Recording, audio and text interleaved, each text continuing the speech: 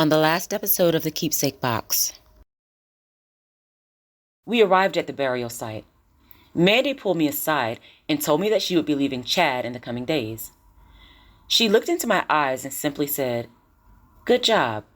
You've always said that everyone deserves to be happy. Everyone deserves to be free." I knew in that moment that Mandy had figured it all out. I'd underestimated her ability to be observant. I told Mandy that I would provide her with the resources to live well upon her departure from Chad. She smiled and said, "I know you will. You're a great friend." It was opportunistic on her part, but what can I say? The men in our lives had taught us well. I made my way to the burial site with the legal group by my side. I thanked everyone for coming and told them how much David and I appreciated them being a part of our lives. I blasted "Where Do Broken Hearts Go" as they lowered David's body into the ground. When asked about the song choice, I proclaimed that it was our song and that David would have wanted me to play it. My heart smiled, knowing that David hated that song. He wouldn't have wanted it to be attached to him in any way. I was happy that he wasn't there to tell me to turn it off. His last moments above ground would always be synonymous with that song, and I was extremely happy about that. No one ever questioned it. All things considered, I learned a lot from David. The biggest things were to look the part and to always be several steps ahead. Before I assisted David in his demise, I became as good of a forger as he was. I made sure that I was the sole beneficiary of his estate. I would receive all of his assets, including those that he had stolen from me. Additionally, I was the sole beneficiary of all of his insurance policies and the businesses that his father had left to him. With very little effort, I was a millionaire many times over. It was just too easy. While going through David's things, I uncovered that he had found Cassidy years earlier. Apparently, Mom hadn't ever placed her into a home. She had, however, gotten incarcerated as a result of a drug-related offense. With no relatives on file for Cassidy, she had been adopted by Ron's sister, Sharon's mother. With both Mom and Ron incarcerated, Sharon's mother had moved into the family house and taken over Cassidy's care. There was no way that I was going to allow that to stand. Sharon's mother had taken money in exchange for the silence of her daughter. Additionally, she forced Sharon to maintain contact with Ron to avoid embarrassment to their family. There was no way that I was going to leave Cassidy with her. Everything was set up for me. All I had to do was live my best life, and I was determined to take Cassidy with me. I contacted Sharon's mother, and she was more than willing to hand Cassidy over. For a fee, of course, but that didn't matter. I paid her and brought Cassidy to live with me, an arrangement that she and I were both thrilled with. I had finally fulfilled my obligation. I thought about what was important and the promises that I had made, stated and otherwise. I met with Cream and gave her the money that was promised to her. I also arranged for her to go to an amazing rehabilitation center. She didn't go. While living in David's house, I rebuilt a house on Grandma's land. It was larger and grander, but Grandma would have loved it. When it was complete, I gave David's house to Cream and moved out. I had no need for it, nor did I have any emotional attachment to it. I signed it over to her, and I never felt that I had lost a thing.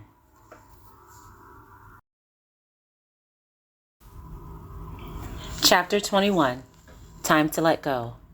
Narrated by Shandora Warren. Music by Epidemic Sound. I moved into the house that I built on Grandma's land. It was absolutely beautiful. I was rich beyond my wildest dreams, and I didn't have the pressure of having to work. I spent my days catching up with Cassidy and reminiscing about all of the things that I had gained and lost. But as the time passed, something was weighing heavily upon me. I often sat in my living room and reviewed the contents of my keepsake box. Included were pictures of me and Ken and the promise ring that he had given to me. There was Sharon's comb, the cassette tapes that I had gotten from Ken and Tasha, and my positive pregnancy test. Random things that belonged to Grandma and Cassidy, Grandma's Bible, Peaches' friendships bracelets, and the note that was left by Antonio's goons. There were pictures of me and Antonio in my engagement ring, and the note that he left with his lawyer, David. There were also multiple pictures of me and Juanita that were taken before David burned Grandma's house to the ground.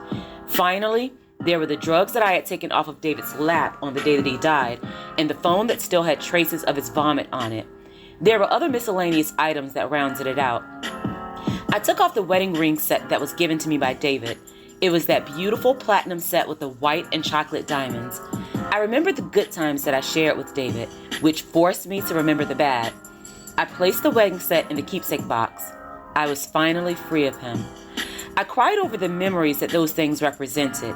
It all weighed so heavily upon me, as the contents of that box had dictated my entire life. I was so attached to those items, even though most of them were reminiscent of some of my most difficult times. Think about it. Life comes and goes, and we just keep moving.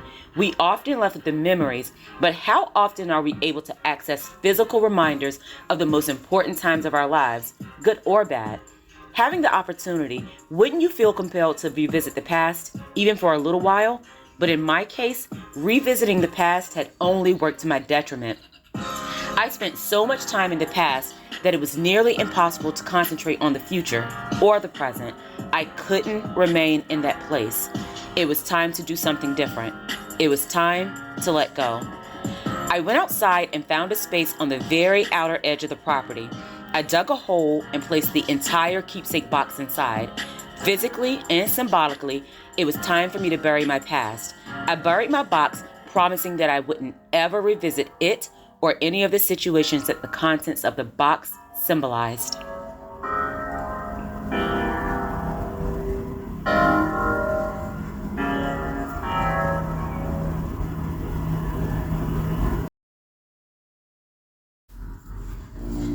And such was life. I took the opportunity to enjoy life without David's presence. I did everything that I would have done in my life if I hadn't been oppressed. Cassidy and I slept in late. We ate cereal for dinner. I got my hair braided. I wore gaudy jewelry. I got my nails done with my signature design, a French manicure with a star, a diamond, and a solid gold line, representative of Antonio and our positions within the hierarchy. I felt good. Life had finally leveled out, and I was proud. Finally, I was free. I was free, but I was bored. Cassidy and I traveled, went on spiritual retreats, and fulfilled our deepest desires. I planted all the flowers and trees that I could plant. What was left to do? It was time to do something completely unpredictable, and I did just that. I got a job. I worked as a teller at a bank. It gave me an opportunity to touch base with my accounting background, but more than anything, it made me feel normal, and I needed that. I went to work every day, and I cherished that job like I needed it. I did what was asked of me, and I was happy to have done so. I loved it. I enrolled Cassidy into a day support program where she was able to intermingle with people with whom she had a lot in common. She loved it, and I loved watching her live an active lifestyle. I provided a life for her that Mom couldn't ever have. Correction, Mom could have, but she wouldn't ever have. I felt accomplished. I thought that I had reached my pinnacle at so many times before, but I realized that I hadn't ever even been close. Nothing compared to the life that I lived with Cassidy. There was no hurt, no drama, no drugs, no anger, no frustration, and no manipulation. It was just us, and I loved that. Life would have been amazing if that's where my story ended. I awoke one morning and prepared for my shift at the bank. I showered and got dressed, grabbing a coffee and a bagel on my way to work. I listened to Where the Broken Hearts Go, and I didn't have one adverse feeling connected to that song. I didn't think about Ken. I didn't think about Antonio. I didn't think about David. I just enjoyed my favorite song. I sang it to the top of my lungs. I watched as Cassidy giggled in the back seat. I drove with the windows down, ignoring the stares from other motorists who watched as I belted out the lyrics. I didn't care. It was a beautiful spring day, and I was free. I arrived at work and put my things down. My coworkers talked about the exciting things that they would be doing the weekend. I advised them that I was excited about spending my weekend on the couch. We all laughed about how lame I was, but if they had known the life that I lived, they would understand my fascination with the mundane. Life had certainly changed from the days when I went to clubs with Antonio or events with David. It might have sounded lame to someone else, but I was so happy to have slowed down. I definitely needed that.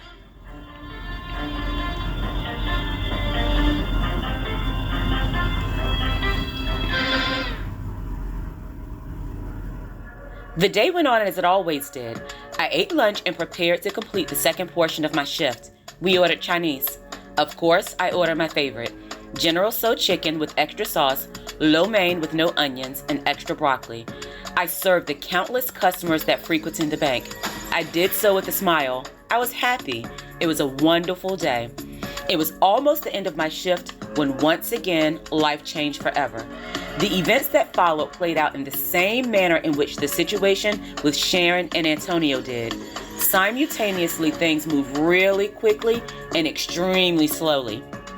It was a Friday, and we were experiencing the usual pre-weekend rush. My coworkers and I worked frantically to clear out the lines as we were all attempting to go home on time. Typically, it was our policy to lock the doors around 4:45. Any customer who was already inside would be serviced, but no one else would be allowed to enter. It was 4:40 when life changed. The front door of the bank flung open and a man entered. He was wearing all black clothing and a black ski mask. The man was holding a gun. He was breathing heavily as if he had jogged there. There was an armed guard to his right. Without hesitation, the masked man fired one shot that penetrated the front of the security guard's skull. My eyes enlarged as I watched the bullet exit through the rear of his head and lodge itself into the wall behind. I watched as his body slid down the wall and came to rest on the floor. There was a large smear of blood that traveled along the same route that his body had taken to its final resting place. The security guard's name was Philip. Philip was 34 years old. His wife had just given birth to their first child. It was a boy. His name was Philip Jr. Philip was a colleague and he was a friend. Philip shared inside jokes with us and brought us donuts in the morning.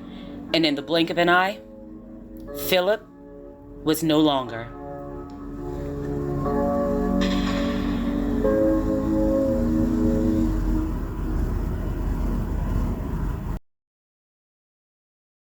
It was as if everything else ceased to exist. I looked at everyone around me. I saw the horror in their faces. Their mouths were agape. Assuredly, there were screams, but they failed to penetrate my ears. I only heard the man in black. "Get on the floor," he screamed. Men, women, and children toppled over each other in an attempt to obey his command. They were terrified, and justifiably so. But for reasons that no one else would understand, I wasn't afraid. I never believed that the man would harm me, not even for a second. Though masked, I recognized his stature, his walk, his voice. I knew him. The masked man was Ken. Ken made his way towards us and placed a duffel bag on the counter. He jumped over and stood directly in front of me. I could hear him breathing heavily. I could smell the alcohol in his breath. I could smell his cologne. He told my coworker to get onto the floor.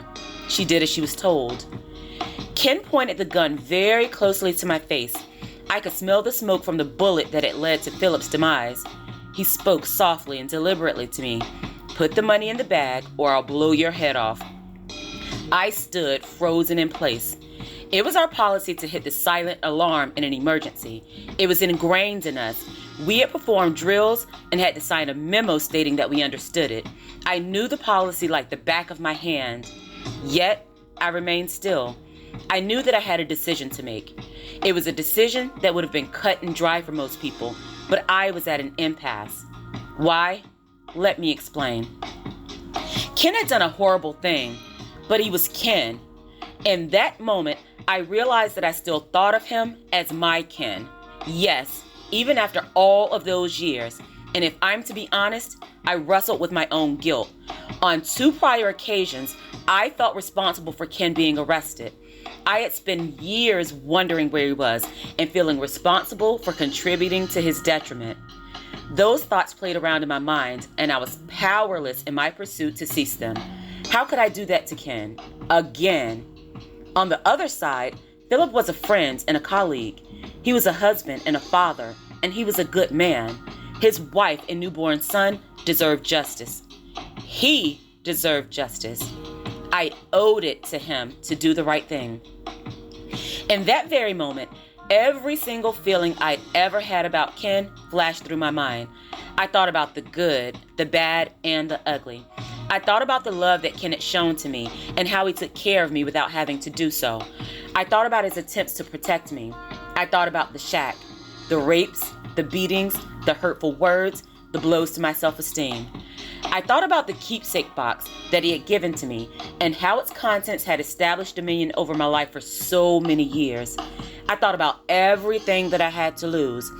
I thought about all the things that I had buried to gain my freedom, literally and figuratively. I was free, and my desire to remain so mandated that I do the right thing. My responsibility to Cassidy mandated that I do the right thing. I had every intention of holding on to that. But Ken locked eyes with me. He was crying, and it had always been difficult for me to watch him cry. Ken whispered one sentence, and it broke something inside of me. He said, "I look in your eyes, and I know that you still care for me." A line from Where Do Broken Hearts Go? I knew what I had to do. I disconnected from Ken's gaze. My eyes traveled down to an object on the counter. Ken's eyes followed. He brought his eyes back up to where mine were already waiting. Ken swiftly and discreetly swiped the item from the counter. It was a set of keys, my car keys. The Jaguar emblem was prominently displayed atop. Ken repeated his command, a little louder and a little more forceful. "Put the money in the bag or I'll blow your head off." I reached to my left and opened the drawer full of money. I bypassed the silent alarm. I did as I was told.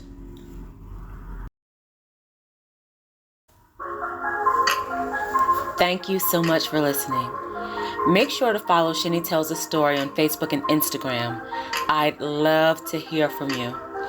If you like to purchase books by Shandora Warren, they're all available on Amazon in ebook, paperback, and some in hardback formats. Thank you for helping me to create the world that I want to see. Oh yeah, you're welcome.